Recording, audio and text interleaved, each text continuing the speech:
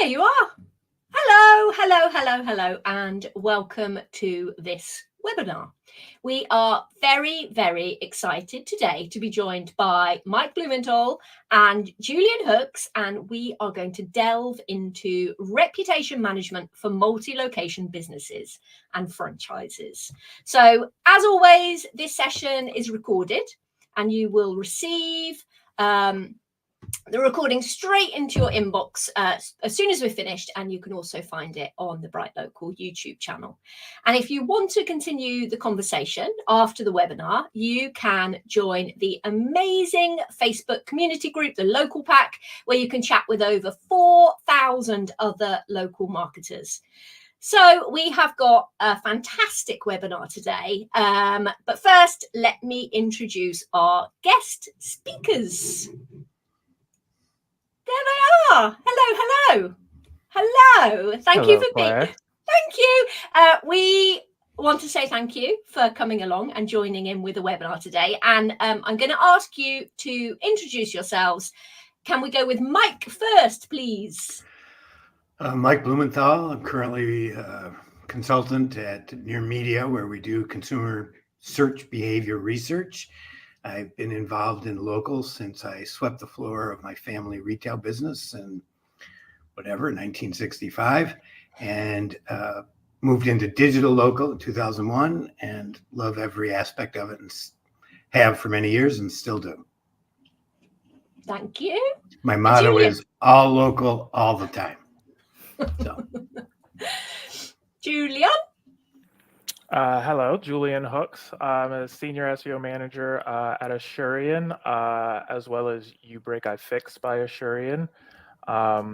I also run a boutique agency, Advertising Commissions LLC, where I, promote SEO as a search consultant, and excited to be here. Lovely. Thank you very much. Thank you for being here. So, let's have a quick think about what we are going to do today, what the agenda is. We're going to start by discussing the tactics needed for a successful local reputation management strategy for multi-location. And then we are going to hear from BrightLocal's research manager, Sammy Paget, who's going to share some of the findings from the Brand Review Index research piece. And then we're going to look at the importance of customer centricity and how to implement it. So some good tactical insight into how to implement that into your local marketing strategy. And then we will end the session with Q&A from our watchers. So watchers out there, get your questions in the chat, just add the Q, then the question, and we will come to the best of the questions at the end when there is time. So we are going to dash on because we want to cram in as much information and knowledge into this session as we possibly can. So let us start with our first section. So Mike and Julian, basically we'll come to you each in turn because I'm sure that you both have something to add on all of these questions. So let's set the scene, and just as a sort of top level overview, why do we need to talk about and think about reputation management in the same breath as local SEO? Why is it important, and what do local SEOs need to know? Mike. I can jump. Okay, go.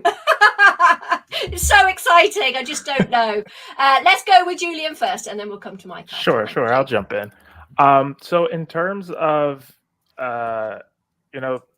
reputation management and local SEO, it's kind of written right there in Google's guidelines as far as the factors that they take into account for ranking local businesses, kind of in the map pack, the relevance, distance, and the prominence.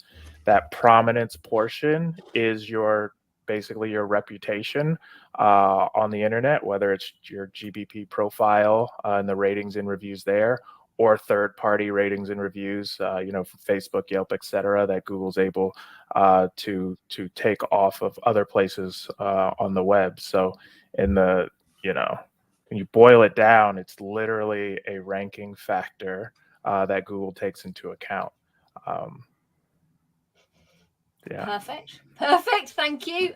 Mike, I know that you've got lots of experience. So for me, reviews are a trailing indicator of customer success. And from my point of view, one should always be chasing customer satisfaction, not chasing reviews. And in our consumer research, almost, 70% of the people verbally state that reviews are important to them in decision making. But what we see is a big difference as to how they use them. In some verticals, and local is largely a marketplace of verticals. In some verticals, like a life impact vertical, like a choice of a doctor, it's a primary consideration. But in other verticals that are like price and proximity driven, say storage, it's an elimination factor. So it's just used differently in different verticals. And what we see that even though 70% verbally say, and your attitudinal research reinforces our behavioral research, you have a very high number as well.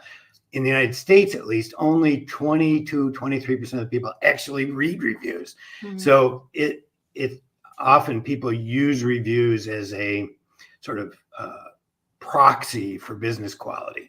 And to me, that sort of part of it is probably the most important part, that it helps conversions in some types of businesses, not in everything. I think it's very vertical dependent.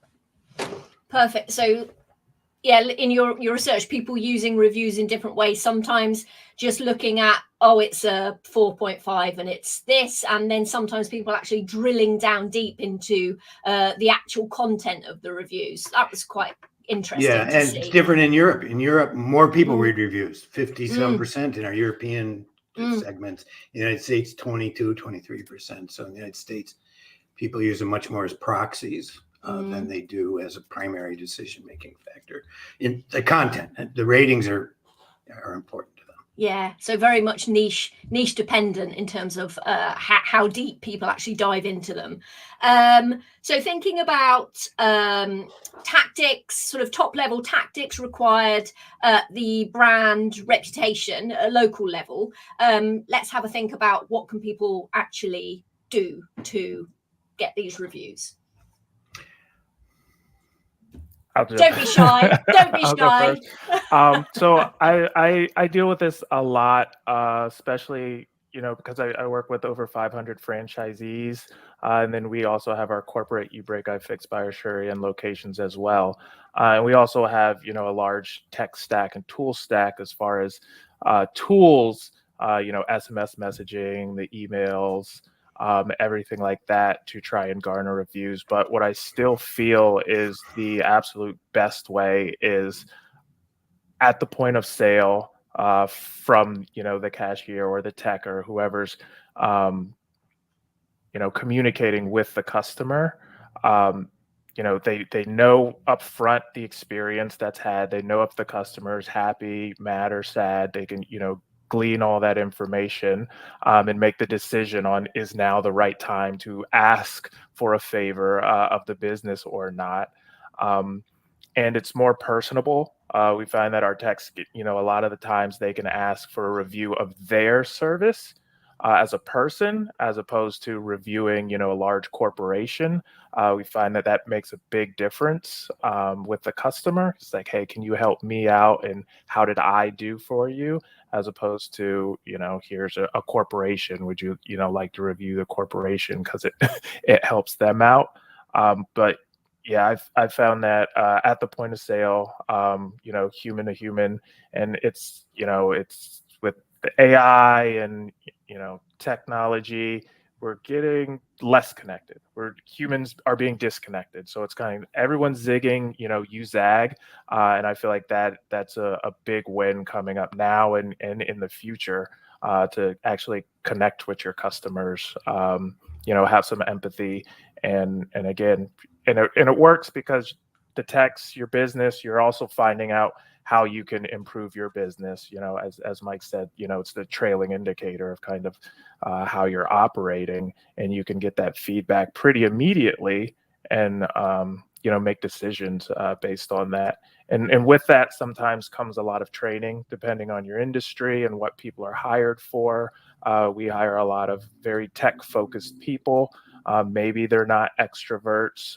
Maybe they would, prefer to be, working and fixing devices. Or maybe some people are very outgoing and they love talking to customers and seeing how their day goes.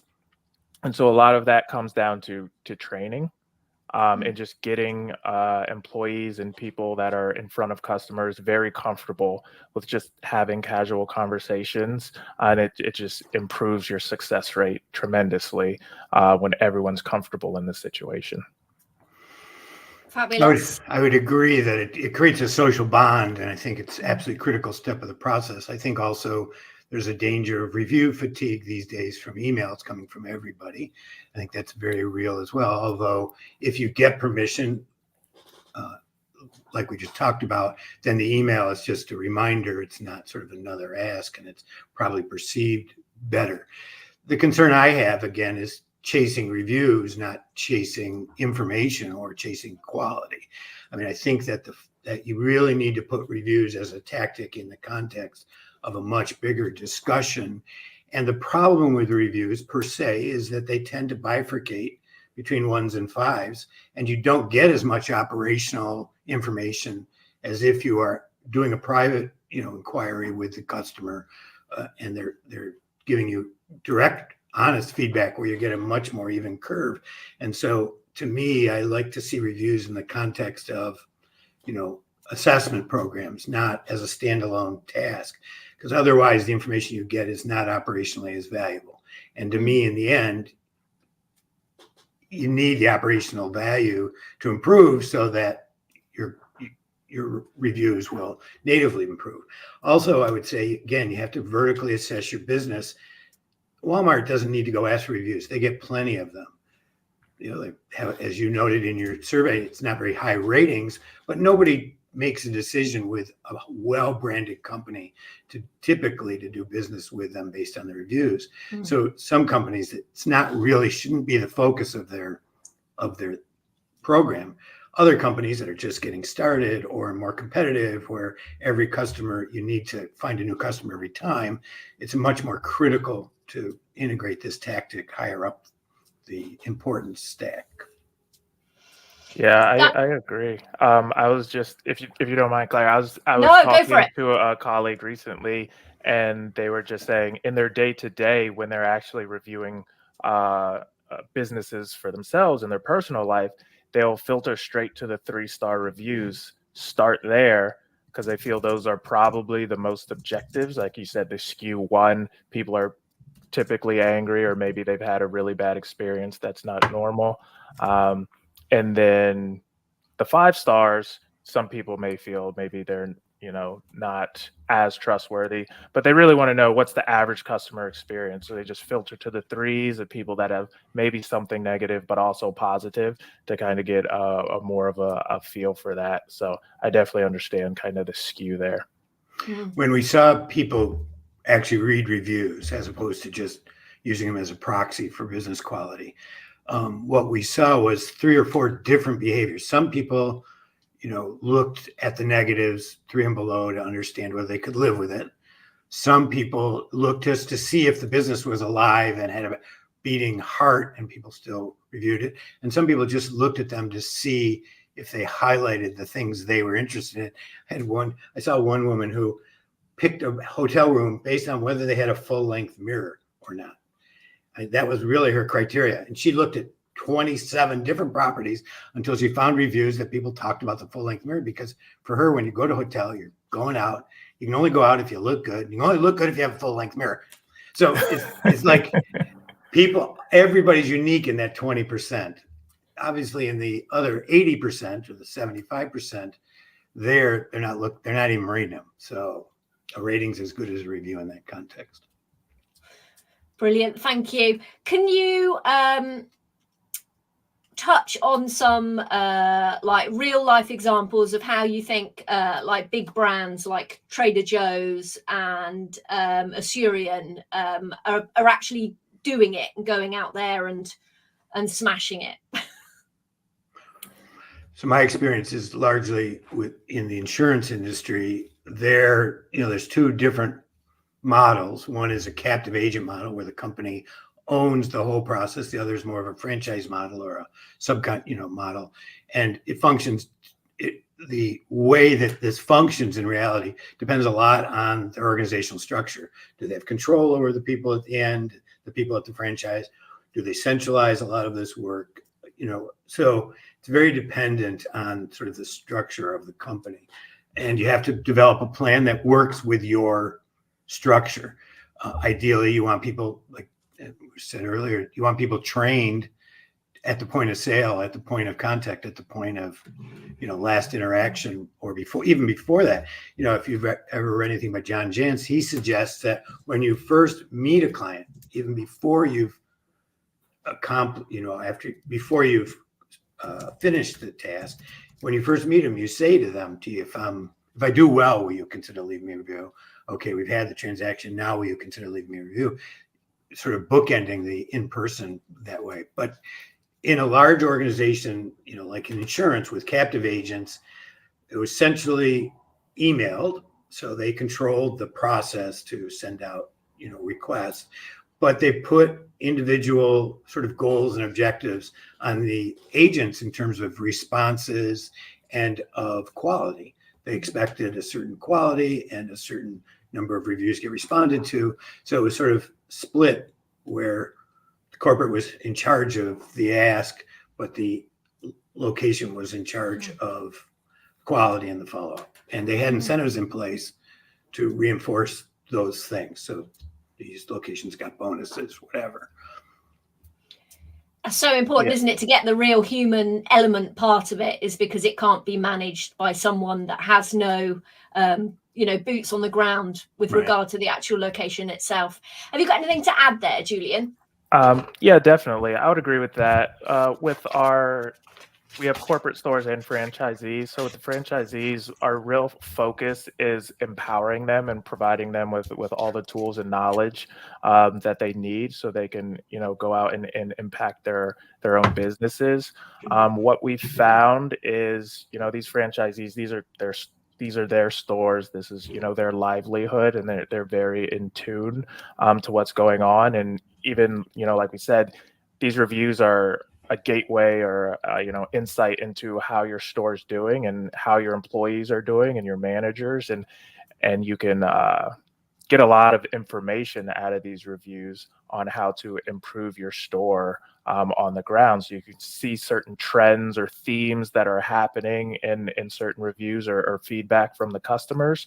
You can take action on that. So there's, from corporate, we're providing the tools and the technology, as well as some training and best practices. And then we also have, we're able to help out like with pop-ups, or, we'll go out to certain stores or cities and have in-person trainings and things like that. So, we find just, providing them everything that they need to do the job themselves. It's like, teaching someone to fish as opposed to giving them a free meal. One other thing we found to gather up when I was there was embedding the feedback and review process and giving the customer the choice of whether to give direct feedback or to leave a review was incredibly productive, because one, people who were really unhappy tended to give you direct feedback and not leave a review, assuming you got back to them and solved their problem.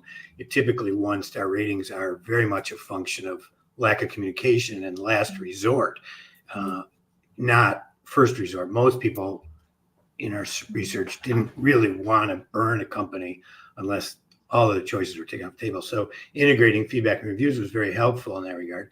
And it also led to a much broader spectrum of responses, so for more actionable insights. And it led to just about the same number of reviews as not having that feedback embedded in the request. So.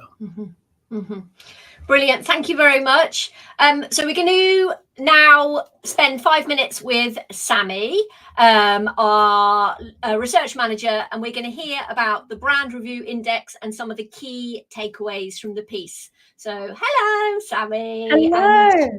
Looking forward to this. Thank you. I just wanted to take a moment to share the Brand Review Index with you all, as it ties in perfectly with the topic of reputation management for multi-location businesses. So haven't seen it already, and essentially what we did is we took some of the kind of biggest US brands across 3 different verticals. We took fast food restaurants, we took gyms, and we took supermarkets, grocery retailers, sorry. So what we did with that was we pulled all of their Google reviews essentially. And we wanted to sort of see what we could learn from some of these biggest and in some cases best reviewed brands, to see what we could learn for those aspiring multi-location businesses and franchisees. And what this also kind of enabled us to do was to present this information in a couple of different ways. So if you visit the index, which I will drop a link to after this little talk, you will see the kind of index itself, the way we've ranked all of the brands and their average ratings. We've also created these charts that kind of show you where they sit in the market in terms of size, plotted against their average reviews. So you can kind of see here from a glance that no one in the kind of giant realm, the kind of McDonald's, Starbucks realm, is really doing all that well in terms of their reviews. But what it also enabled us to do was kind of do a little bit of a deep dive into some of the winning brands. We pulled reviews from kind of random locations all over the States and had a look at any common themes. This is a little snapshot, sneak preview from the Trader Joe's analysis and the other kind of grocery stores, where we talk about Trader Joe's, we talk about Publix and Aldi, and what makes those stand out. So here's a little bit of it's a bit of a spoiler. So I have detailed the kind of winners for each vertical here. So you can see in grocery retail, number 1 was Trader Joe's, which we've already talked about a little bit today, followed by Publix and Aldi. In fast food, it was dominated by Chick-fil-A, followed by Five Guys and Jersey Mike's. And in gyms, you'll notice that these brands are much more kind of lifestyle gym brands than it is your typical gym models. We've got CrossFit, F45 Training, and Orange Theory Fitness. So the most interesting thing when we had a look at all of these reviews is that you start to see, and it kind of comes back to what Mike was saying around specific content appearing in reviews, you start to see some common themes. So for the supermarkets, for example, where Trader Joe's is so well known for its kind of organic offering, gourmet food, healthy food, you see a lot of mentions of these words throughout the reviews. Aldi's kind of price differentiator is its price point, of course. So you see the words sort of prices, deals, offers throughout their reviews. Publix, which for our kind of UK watchers is what seems to be their equivalent of a Waitrose. They often talk about the kind of store itself, the atmosphere, the kind of the welcoming staff. Some other keywords that I've pulled out in the middle here relate back to people's experience of like Chick-fil-A, really going out of their way to name team members in a lot of cases. So it seems that this is something that maybe Chick-fil-A is really working on in terms of a bit of a review strategy. And then the kind of final ones over on the far right side, energy, welcoming, motivating. You can see are keywords that I've kind of pulled from the gym brands. So it's really interesting having a look around the kind of websites and the branding for the winning 3. F45 Training is one that is, it's very like, they really put Mark Wahlberg at the front and center of the website. They really kind of bring that like energy into it. And you can really see that it attracts certain types of customers, and that this kind of sentiment's reflected throughout their review content, people talking about how motivating everybody is, how supportive everyone is. And I think it's really interesting to see that's how the kind of lifestyle brand stood out above the traditional gym models. So yeah, I think, what we can learn from this essentially is you need to give your customers a reason to go out of the way to talk about you and to advocate for you. Why would you go out of your way to talk about supermarkets on Google? Clearly people do. These brands are doing things that make them well loved. So give people a reason to talk about you, give people a reason to advocate for you. And then I think particularly on the kind of gym side of things, there's a really, really interesting theme around that sense of community, what that means probably means different things for different brands, but that sense of community is really, really strong. So here is a link to the Brand Review Index. We'll also drop it in the comments for you as well. But yeah, that is an overview from me. Thank you, Sammy. Sorry, I was removed because I dropped my mouse on the floor and I had to climb under my desk, which was a high point for me. But I still managed to catch all of your presentation, so thank you very much. Thank you. Thank you, Sammy. That was fabulous. Thank you very much. Right, us three are, well, not three of us. It's really you two, and I'm just here as, I don't know. We're going to have a little think about customer centricity. So first of all, we love the word customer centricity, so we're going to talk about what we mean when we talk about that. Let us start with if reviews are directly linked to customer experience, how important is this customer-led strategy for SEO and reputation management? So let's start with Mike. Again, for me, if your brand is consistent, the way she talked about in the presentation, if your brand is honest and carries forward from the branding out through to the front desk, and people buy into that brand, then reviews reflect that, and that's a real win when your reviews reflect your desired brand. So again, I think reviews are a trailing indicator. I think the focus needs to be on being a better business and making sure there's this incredible integrity between what you say you do and what you actually do. I think that you use reviews to help you improve that process. And then reviews come relatively easily and naturally when you have your employees ask for them or you ask for them and you communicate about it. Otherwise, it's this constant struggle. And I think, I'm very much into the strategic value of reviews, and then once you have them, but I forget what the question was. What'd you ask me? I think what you just said was absolutely quite. We were talking about if we're talking about customer centricity, which is what you've just said. So It's not just a question of review count. I just want to say a little story. When I was managing an activity center, we were inspected, and the guy that was doing the inspection just called what we were doing happy sheets. He said, yeah, you do the happy sheets. And that's where I said, well, it's not just a sheet of, yes, we do. I said that we take the corpus of this, we look at it, we identify trends, and then we feed that back into the process. That's what we're all about, really, isn't it? Right. So it's coming back to the customer, their lived experience of whatever it is that you're offering. And the reason we have a review and feedback loop is it's because it's a loop. It feeds back into the product and the service. So yes, that's what I think you were saying, and that's what I was saying, and we're just basically twins. We're just so twins. Julian. Yeah, so I definitely agree with that. And even when just talking about SEO in general, whether it's local, national, whatever you're doing, you have to think about what Google's focus is, like what they are trying to accomplish. Is basically providing the best possible user outcome for a searcher and the query that they're looking for. And so essentially, if you can align yourself to that, aka trying to provide the best possible user outcome for a searcher or your prospective customer, great SEO will kind of be a byproduct of that.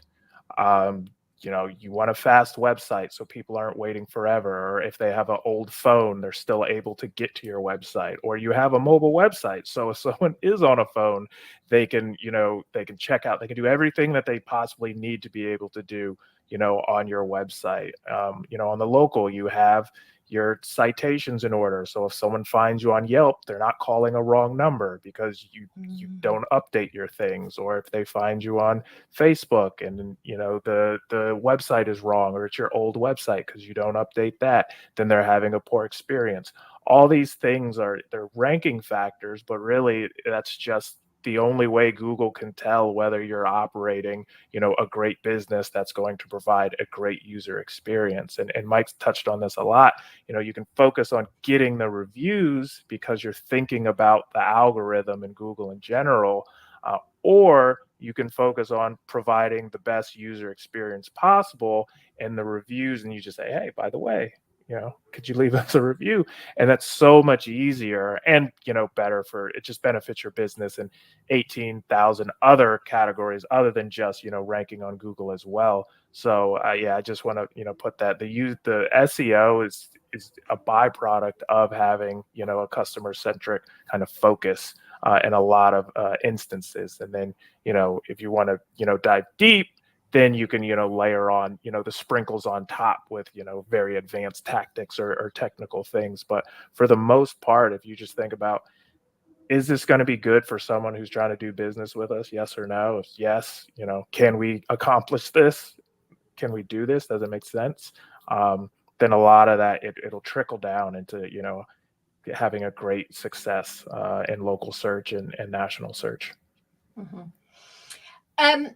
Thinking about what Sammy was talking about and some other findings from the reputation index, looking at the brands that did really well because they built a positive community experience around their brand. So so you make evangelists or advocates for that brand rather than just focusing on outbound marketing. Do you have any experience of, or I don't know, top tips, but it's more like, how do you create this local community of advocates? What are your experiences of that, please? So in a very small business, we've seen that, I have worked a lot with Barbara Oliver Jewelry. It's a very, very tiny business that I picked up mostly because my sister asked me to, and my sister went there. And so I helped her out a lot. And what she found was that she is so customer centric. She is so customer focused that asking for reviews was a natural part of that process. But more importantly, she found that if she was occasionally attacked by somebody, many times the existing reviewers would come to her aid. So it's a hard thing to sort of strategize around that sort of community in a very small business, but it is possible in that situation. In bigger businesses, it's like we talked about, it's being consistent top to bottom. And when you find you're not, fixing it, and then people will tend to love you and love that consistency. Building a brand is hard and it takes time. And I know people say, well, you can't have a brand at local, or you can't have a brand at $1 million or 2 million, whatever, but you can. You have to take the people that are your advocates and speak to them so that in whatever, whether it was Gather Up or whether it was Local U or whether it's just me listening to people and being on their side as opposed to being totally on your side, which is sort of the current sort of model for business, is a great way to create that thing. And so it's the same thing. It's just at a different scale. Same as what we've been talking about. Same as what Julian was saying about being consistent with how you present and how you develop. And the other stuff is sort of comes along as needed, Yeah. Julian. Yeah, I would agree with that. And I know, like F45 and CrossFit are on the list on the gym side of the very high rated ones. And I've been to, both of businesses like that and also big box gyms. And it really comes down to kind of that human factor. They have the, advantage of being in a small enough setting that you actually know the people who run the company.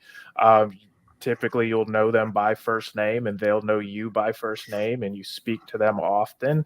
And so it's really easy to kind of make, a sense of community kind of there when you have kind of the small sizes, on your side. And I would say, the larger you get, maybe, the harder that'll be if you're at the very top. But you can kind of instill that all the way through your company, whether it's through, managers or, people on the front lines of just actually, having some type of empathy and connection with the customers, and having it, become the go-to place. You have a great experience somewhere, and then the next time something happens, you're like, okay, well, I'm going back there. And that's kind of how you create that repeat business and evangelist for your business. And it's also like, I brought up empathy because I'm on a kind of big empathy kick, reading a few books because I'm very, very bad at it. But it seems pretty much like a superpower, especially when you layer that on top of marketing practices, because you're really putting yourself in other people's shoes and trying to see how they feel, where they're coming from, and it really helps you solve their problems and actually care about what's going on. And that is felt by customers. We have one franchisee who he started a program, after school program for kids that were interested in electronics and fixing them. And that's just something he did on his own because he was interested in it, and it got, some press coverage, and, he's a huge community builder, or, after school program or something like that. So it's kind of just, going the extra mile. And most of the time it's not a marketing ploy. It's just something that you're genuinely interested in. And that's kind of where that empathy comes in. If you can find something in your community that you actually care about and maybe marry it, tie it to your business, or create some type of partnership around that, it becomes much easier. And you don't think of it as like a chore or, some marketing tactic that you have to do. It's kind of, oh, I love doing this, and I can also incorporate it into my business. And also, there's ROI behind it. So we're all waiting for Julian's empathy marketing playbook, which will be published shortly. It's difficult, isn't it, getting that balance between actually really caring about people and things versus let's just think about consumer behavior and have a tick list of things that we need to do to make people love us.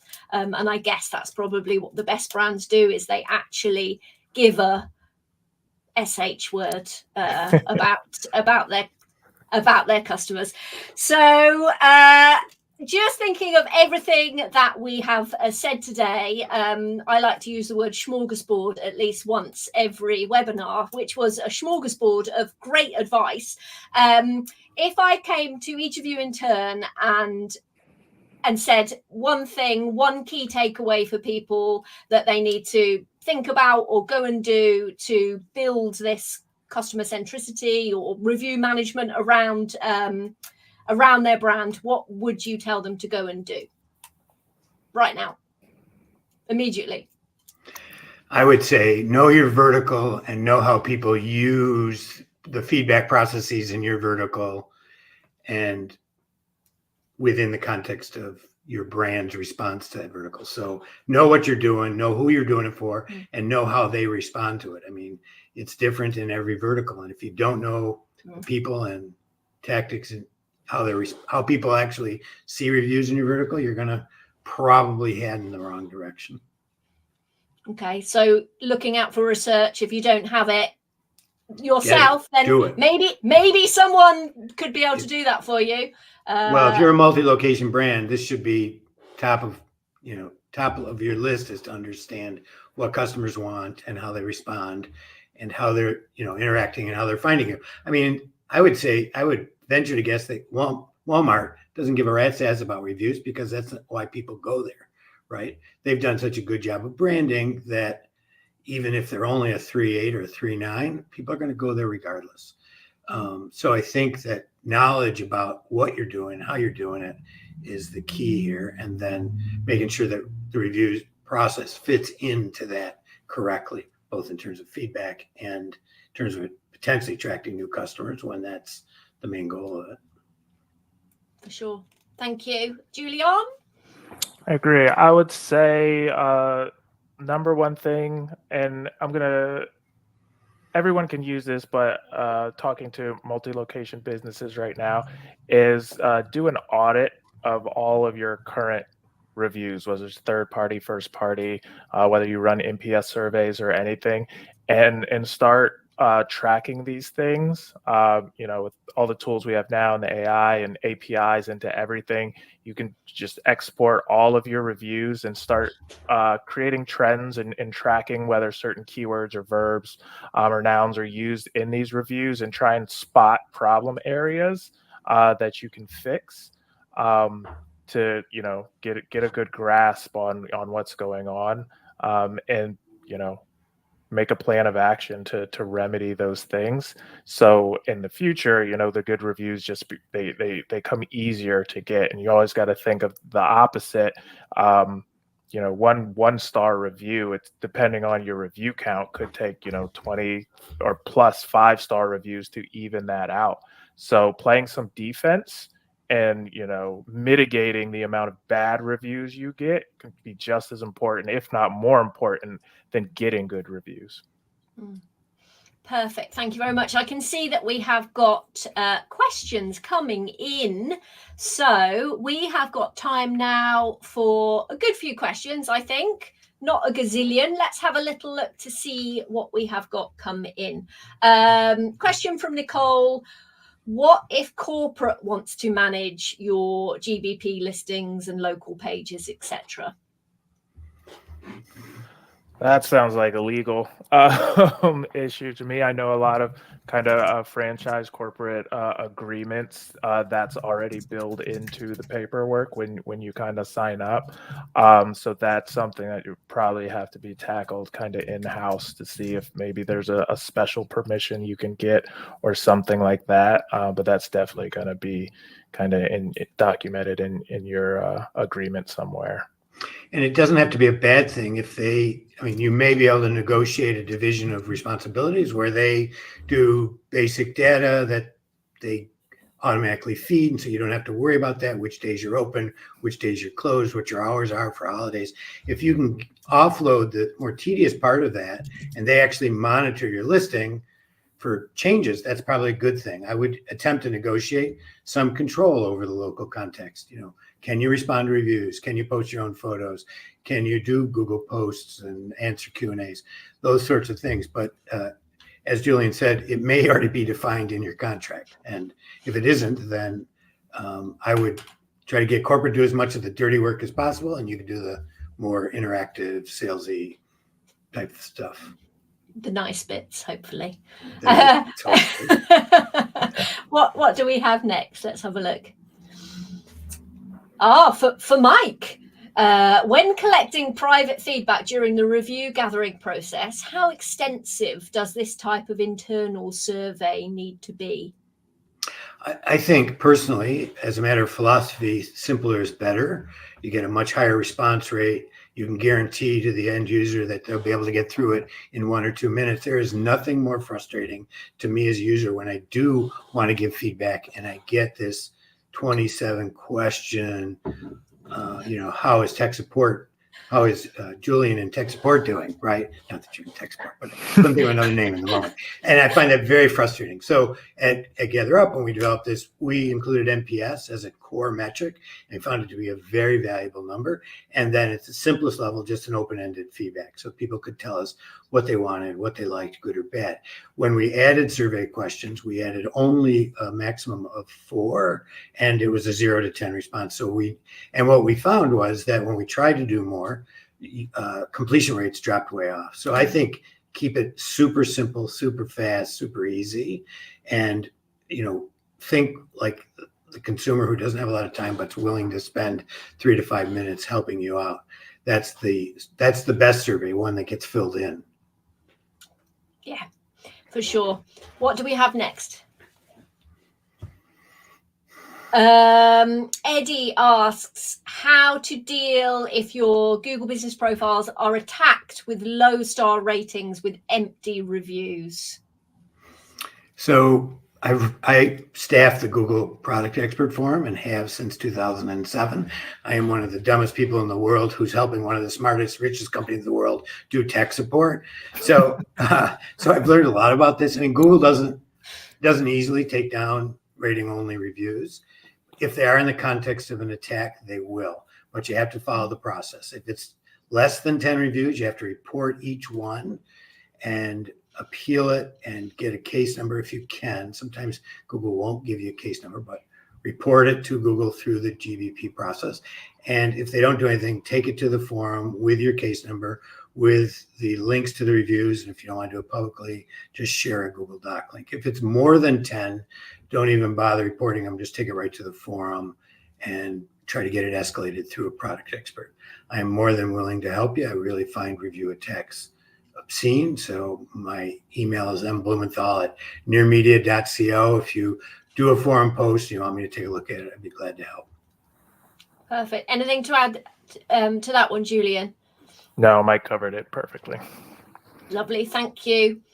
Okay. Oh, David, do reviews from local guides, which you might need to clarify just quickly for us when you answer this, carry more weight than reviews from non-local guides? I think Sterling Sky, Joy, did some research on this. And I think the answer was no. I don't really remember. It's not something I would even pay attention to. I mean, from my way of thinking, if you get a customer to interact with you, that's a win. And if they say something nice about it, that's a double win. And I don't care if they, I mean, Google makes anybody with enough fingers to type. So it takes 2 fingers to be a local guide. You don't need any other limbs or you don't need hair. 2 fingers, you can be a local guide. So it's not a particularly, from my point of view, valuable thing. I think Google does rate local guides as to how often their edits are accepted. And I think if you have a high ratio of accepted edits, you are given more privileges in terms of editing other businesses. They're more likely to accept your input. But I don't think it influences. It may influence maybe the order that they show. I can't remember. Joy, if somebody looks it up, Joy at Sterling Sky did some research on it. Yeah, Anything on there?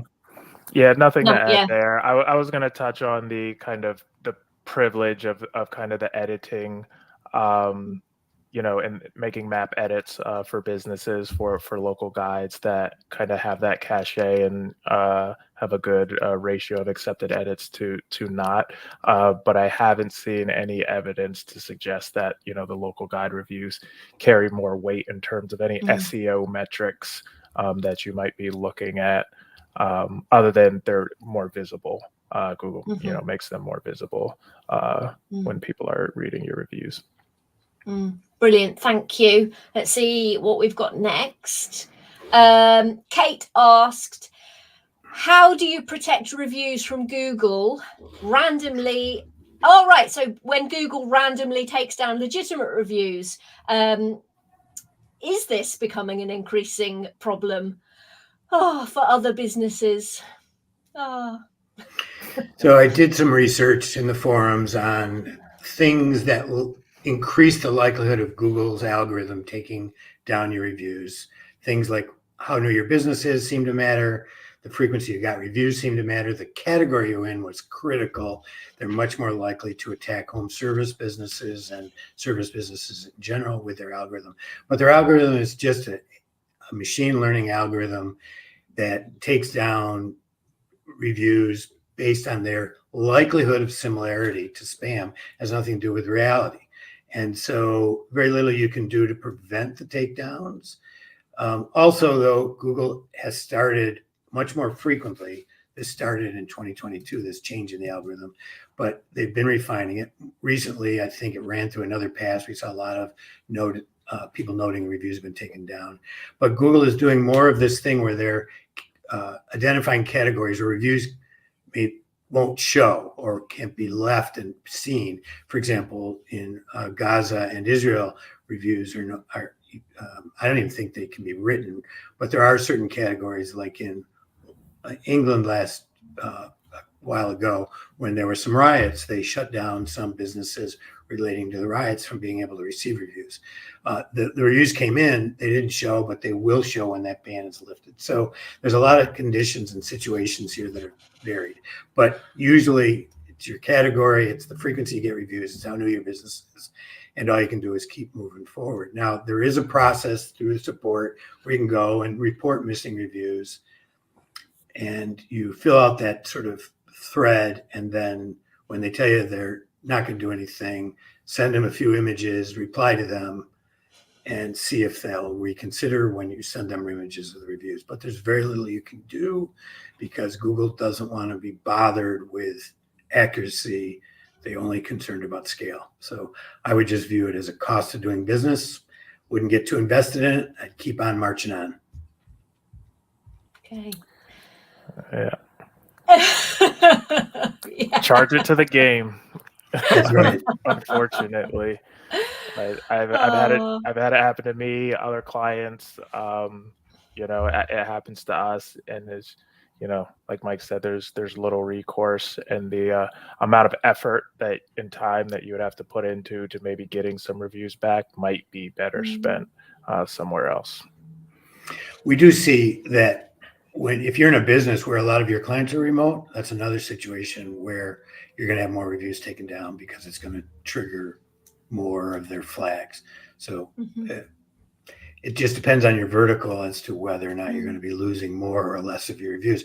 But even in the case of Barbara Oliver, over time, there seems to be this, and I haven't fully developed this theory, but there seems to be a business related number where Google assesses something about your business, the size, maybe the traffic, and determines how many reviews you should have in your relationship to other verticals, other businesses in your vertical.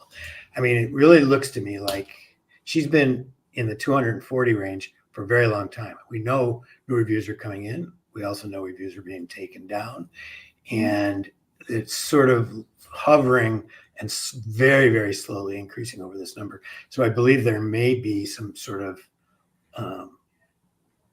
limiter on business review volume totals based on what Google knows about popularity and of your business. I'm not sure about that. That's just a working theory, and I haven't been able to test it. But there are some companies, just as a note, a GBP API or GMB API out of England does this thing where they will track reviews that are taken down for you. So at least you know they're taken down, right? That they're missing, so you can report them. I mean, the first step would be to set up some sort of system that tracks. You could do this with GatherUp. You probably can go with BrightLocal. If you download your reviews every month from one or the other of those services, you could probably do a comparison between the two to see if any are missing. So one thing is just tracking, you know. Yeah, and knowing when they go. So we are pretty much. Julian's right. It's probably not worth too much work. If you can make it an efficient process, great. Yeah. You know, do it. Don't take it personally. Move on to the next more focused customer task. Yeah, keep building, isn't it? So a big thank you to both of you. That was very lovely. Very lovely. Thank you very much. I have to say I was a little disappointed that you only half used one bad word. You didn't. My goal was to get you to use 3. Here's your chance before we say goodbye. No, you know, it could be something that's not so bad. You know, no bottoms. Can we make sure? Goodness gracious me, Mike. You're an outrage. Can everyone make sure you connect with Mike and Julian, because they have got many things to say and share. So you can see where to follow them there. And just to remind everyone that the BrightLocal Academy is a great place to go to level up your local SEO skills. You can enroll in the academy. We've got courses on review management, competitor analysis, service page, location page, blah, blah, blah. They are free. They are awesome. Where's the slide for the academy? Where is it? Slide for the academy. There we go. There it is. Join the academy. You know, like I said, they're all free. You just need to have an account to access all of those. And if you want to stay up to date with all of the latest news and find out when the next webinar is, make sure that you sign up for the newsletter. So thank you to my illustrious guests. Thank you and au revoir, my friends. And thank you for everyone that attended to be with us today and for all of your brilliant questions. Goodbye. Thanks for having us. Thanks for having us on. Thank you.